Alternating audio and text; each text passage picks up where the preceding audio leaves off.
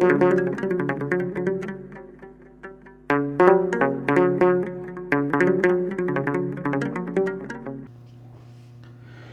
አብ ወወልድ ወመንፈስ ቅዱስ አሐዱ አምላክ አሜን።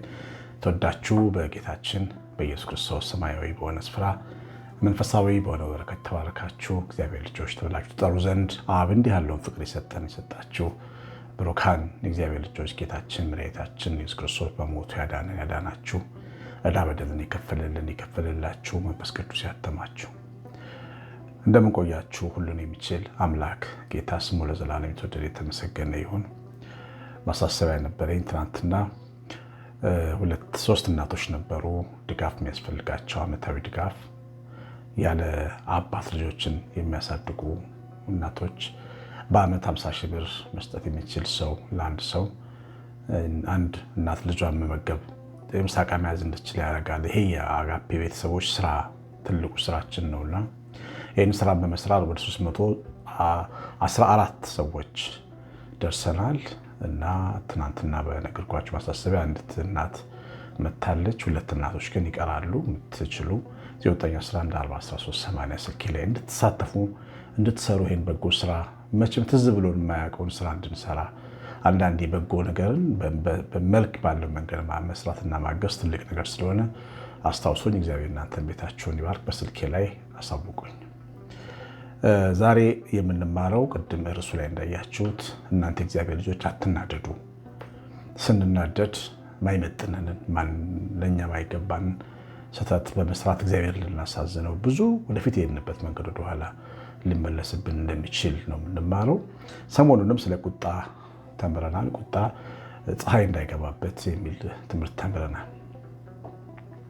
ዛሬ ምሳሌ አድርገን የምናነሳው ሙሴን ነው።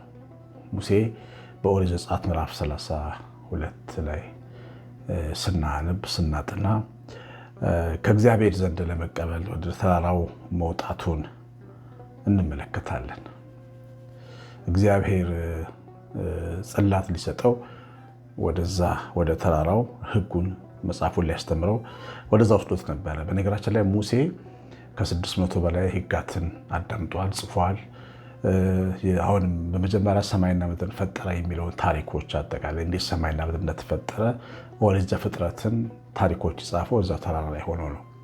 ምክንያቱም ሙሴ ይህንን ታሪክ ሊያውቅ የቻለው ከእግዚአብሔር በመልአክ በኩል ተነግሮት ነውና ብዙ ነገሮችን ነው የጻፈው እና 40 ቀን ከእግዚአብሔር ጋር ሰነበተ እና የዓለሙን አሰራር እንዳለ ረሳው። በቃ ይሄን ዓለም ረስቶ 40 ቀን እንጀራውንም ምግቡንም ሁሉን ረስቶ ከእግዚአብሔር ጋር ሰዓት ውስጥ ክብር ውስጥ ቆይቶ ተመለሰ።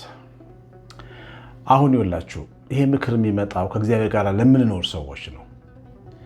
የእግዚአብሔርን ቃል በመስማት ንስሐ የገባን ሰዎች፣ ስጋው ደግሞ የተቀበልን ሰዎች፣ የእግዚአብሔርን ቃል በመስማት ከምዕመንነት ወደ ካህንነት የመጣን ሰዎች ወይ ዲያቆን ወደ ወቄስ ሲሆንን የእግዚአብሔርን ቃል በመስማት የማህበር መሪ የሆንን በአካባቢያችን ቦርድ ወይም ሰበካ ጉባኤ ላይ የምንሰራ የእግዚአብሔርን ቃል በመስማት ህይወታችን እንዲለወጥ ወስነን የምንንቀሳቀስ ሰዎች፣ ወደ እግዚአብሔር የመጣን ሰዎች፣ ቤተክርስቲያን ጠዋት ማታ የምንሄድ ሰዎች፣ ቤታችን የምንጸልይ ሰዎች፣ በጎ ስራ የምንሰራ ሰዎች፣ መንፈሳዊ ጠረን ያለንን ሰዎች ነው ዛሬ እግዚአብሔር የሚናገረን። ምክንያቱም ሙሴ መንፈሳዊ ጠረን ይዞ ነው የቆየው። 40 ቀን ፊቱ እንደ ፀሐይ እያበራ ቁርበቱ እያንጸባረቀ ነው ከተራራው ላይ የወረደው እና ከወረደ በኋላ ግን መሬት ላይ የነበረው ነገር መታገስ አቃተው። እርግጥ ነው በጣም ነው የሚለያየው። ከእግዚአብሔር ጋር የኖረ ሰው ከእሱ ጋር ለመኖር ውስጡ አይኑ ካልተከፈተ በስተቀር ሊከብደው ይችላል። ቅዱስነቱን ለምዶ የረከሰውን ዓለም ማየት ሊያበሳጭ ይችላል። እኛ እንደተማርነው፣ እኛ እንደምንኖረው፣ እኛ እንደሰማነው እና እንደተቀበልነው ወንጌል ያልሆነ በተቃራኒው የሚሄድ አጭበርባሪ፣ ክፉ፣ ጨካኝ፣ አመፀኛ ዓለም ውስጥ ነው የምንሰራው። ታውቃላችሁ።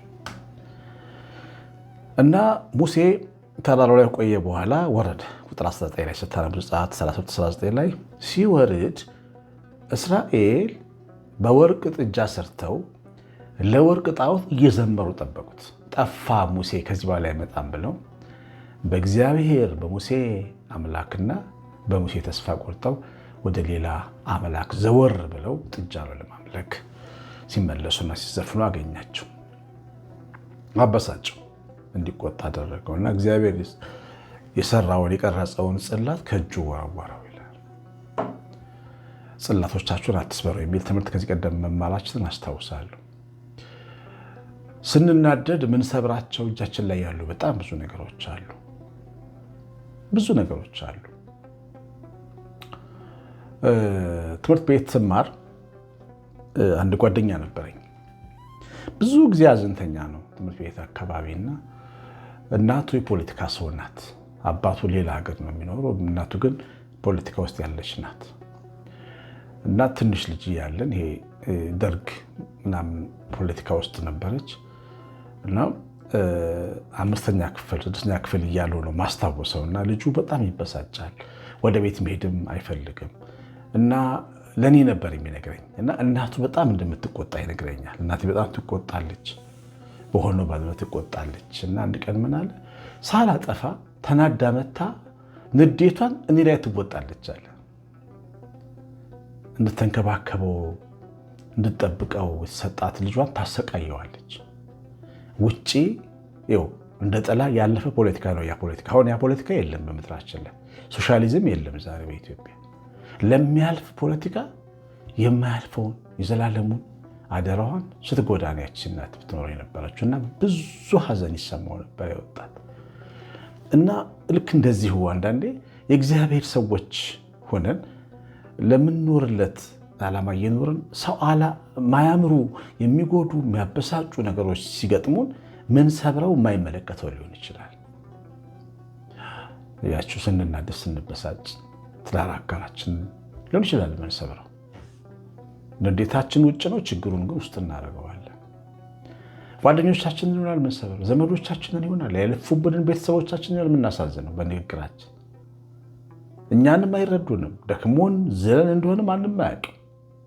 ካፋችን የሚወጣውን ብቻ ሰምቶ ሰው ክፉ ይለናል፣ እኛም እንሰብረዋለን ጽላቱን።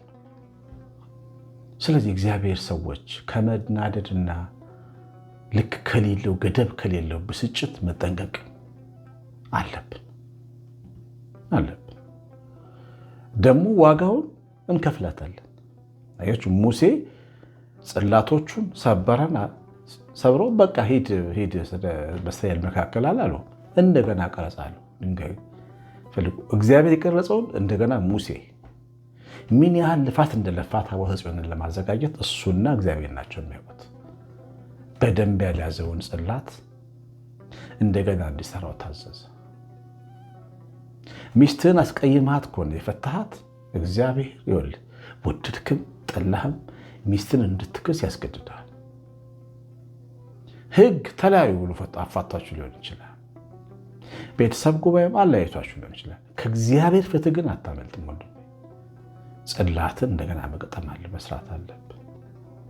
ልቧን ሰብረ አስለቅሰ ሰብረ ጎርተ ከሆነ የተለያት አንቺን ባልሽን ሰብረሹ ከሆነ ቀምተሹ ከሆነ ሕግ ይፈቅድልኛል ብለሽ የለፋበትን ነጥቀሽ ከሆነ ያባረርሽው እግዚአብሔር ያስከብርሻል። ይወላችሁ ሁልጊዜም ቢሆን የሰበርነውን ጽላት እንደገና እንድናስተካክል ነው የምንታዘዘው። እንደዛ ከሆነ ተጠያቂነት ካለብን ከመናደድ መጠንቀቅ አለብን። የማይመለከተውን ሰው መኪናው እየነዳን ሰልበነው ልናልፍ እንችላለን። ደንቆሮ ብለን ይሆናል ይቅርታ ስለቃሉ ልካ ደንቆሮ ነኝ ብሎ ያ ሰውዬ በራሱ ላይ እምነት እንዳይኖረው እናደርገዋለን። ጆሮ ያለውን ማስተዋል ያለውን ልብ ያለው ሰው አደንቆረ ነው እንሄዳለን። እኛ ዘርተነው ያን ስድብ ሄደናል። አናገኘው ያገኘን ብለን የእግዚአብሔር ፍርድ ግን ያገኘናል። የምንሰብራቸው ጽላቶች ያስጠግነናል። እንደገና ጻፉ ነው የሚል እና ስሜታዊ የሚያደርጉ ነገሮች ምድራችን ላይ በጣም ብዙ ስላሉ ልክ ከሌለው መናደድ መጠንቀቅ አለብን። እኛ ተቆጥተን ጽድቅ ካልሰራን ተቆጥተን በጎ ካልሆነ ውጤቱ ለምን ታዲያ እንደክማለን? እግዚአብሔር ልጆች እስቲ ንገሩኝ። ምንም ቢወደን እግዚአብሔር ምንም ቢወደን የሰበርነውን ጽላት ያስተካናል። ያበላሸውን ጓደኝነት፣ ያበላሸውን የቤተሰብ ጉዳይ አንዳንዶቻችን በልጆቻችን ትዳር፣ በወንድሞቻችን ትዳር ገብተን ብጥብጥ አድርገን ምንም እንዳልተፈጠረ ተቀምጠን እንጀራ እንበላለን። እኛ ባላችንን አቅፈን ሚስታችንን አቅፈን ለመኖር እንፈልጋለን። የሰውን ቤት እኮ ብትንትን አድርገናል። የጓደኞቻችን የወንድሞቻችንን ቤት ወንድምሽን ከሚስቱ አፋተሻል፣ ልጅሽን ከሚስቱ አፋተሻል። ምንም ሳይመስልሽ ትቀምጫለሽ። ጽላቱ ተሰብሯል። ምክንያት ይኖርሻል። ልጅ የተጎዳ ብለሽ ይሆናል፣ ወንድም የተጎዳ ብለሽ ይሆናል፣ ወይ ወንድም የተጎዳ ብለ ይሆናል። ከሙሴ በላይ ግን ምክንያት የላችሁ። ሙሴ እኮ ለእግዚአብሔር ቀንቶ ነው ታቦቱን የወረወረው። እንዴት የእስራኤል አምላክ እንዴት አምላካችን ከባህር ያሻገረን አምላካችን ተረስቶ ጥጃ እንዴት ይመለካል ብሎ ነው ነርቨስ የሆነው። ለእግዚአብሔር ከመቀናት በላይ ምን አለ? ግን ቅናቱ ግን ልክ አልነበረም። አያያዙ እጁን መጠበቅ፣ ስሜቱን መጠበቅ ነበረበት።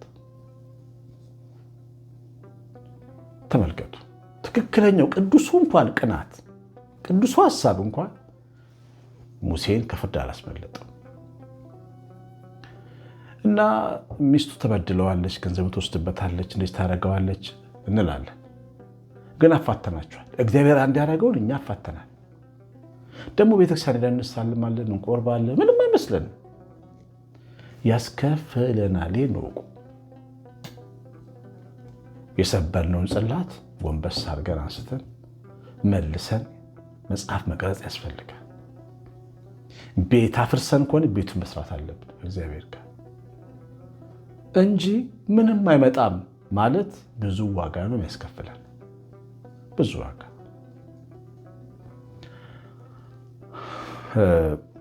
ይገርማችኋል። በጣም አስቸጋሪ እናት የነበራት አንድ እህት ነበረች እና እናትየዋ ትዳሯን ለማፋታት የማይደፈነቅሉት ድንጋይ የለም። የሚፈልጉት ልጇን ነው። ልጅ ውለጂ በቃ ብለን እንኖራለን። ሴትዮዋ ብዙ ሆቴሎች አሏቸው፣ ምናምን ሀብታም ናቸው። ልጅ ውለጂ ባል አያስፈልግሽም። አላማቸው እሱ ነው። ወንድ ልጅ ውለጂና ነይ በቃ። ልጅቷ ካገባች በኋላ ልክ እንደወለደች አፋቷት። እንደ ጀብድ ነው የሚያወሩት። እኔ ያለሁላት ነው የሚሉት። እናት ባል አትሆንም። ጽላቱን ሰባበሩት። ያቺ እህት በጣም ታዝን ነበር። ባሏን ትወደዋለች፣ እናቷን ትፈልጋለች። እንዲሁ ስቄት እንዳለች እኛ ሴትዮ አለሁልሽ ያሏት ሴትዮ ወንድ ልጇ 2 ዓመት እንደሞላው በመኪና አደጋ አለፉ። ጽላቱን ሰብረው ማለት ነው። አያችሁ፣ ሰው ምን እንደሚመጣበት አያውቅምና በሰው ላይ ግፍ፣ ሐዘን ሰው ኑሮ ውስጥ ገብቶ የሰውን ባኖሮበት በሰላም ይጠናቀቃል ማለት ዘበት ነው እግዚአብሔር ልጆች። ስለዚህ እናንተ እግዚአብሔር ልጆች ተራራው ላይ የወጣችሁ ስጋው ደግሞ የተቀበላችሁ ወይ ንስሐ የገባችሁ ወይ እግዚአብሔርን ያወቃችሁ ወንጌል የምትወዱ ወንጌል የምትሰሙ እግዚአብሔርን ቃል የምትሰሙ ተጠንቀቁ። ከስሜታዊነት፣ ከስድብ፣ ከንዴት በተናደድን ጊዜ ኃጢአት እንዳንሰራ መጠንቀቅ አለብን።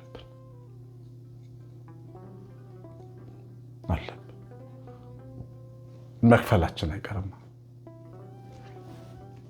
እግዚአብሔር ልጅ ሙሴን እንደገና ስራ ብሎት መለሰው። እንደገና አቤት ድካም! እግዚአብሔር እንደሰራው አድርጎ መስራት። አቤት ድካም! አቤት ድካም! አቤት እንቅልፍ ማጣት! እና ስሜቱ ተቆጣጥሮ ቢሆንስ?